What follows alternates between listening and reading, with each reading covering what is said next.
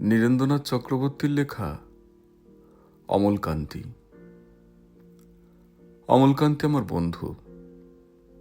স্কুলে আমরা একসঙ্গে পড়তাম। রোজ দেরি করে ক্লাসে আসতো, পড়া পারত না।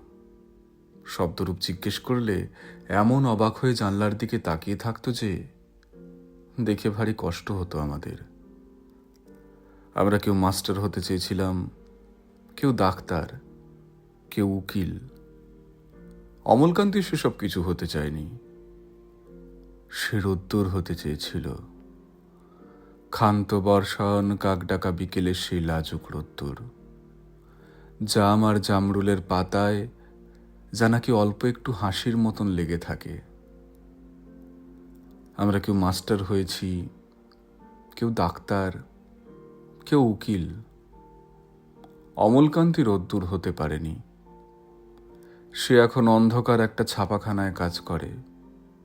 মাঝে মধ্যে আমার সঙ্গে দেখা করতে আসে, চা খায়, এটা ওটা গল্প করে, তারপর বলে, উঠি তাহলে। আমি ওকে দরজা পর্যন্ত এগিয়ে দিয়ে আসি।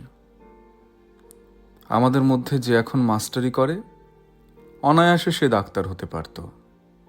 যে ডাক্তার হতে চেয়েছিল, উকিল হলে তার এমন কিছু ক্ষতি হতো না। অথচ সকলেরই ইচ্ছা পূরণ হলো, এক অমলকান্তি ছাড়া।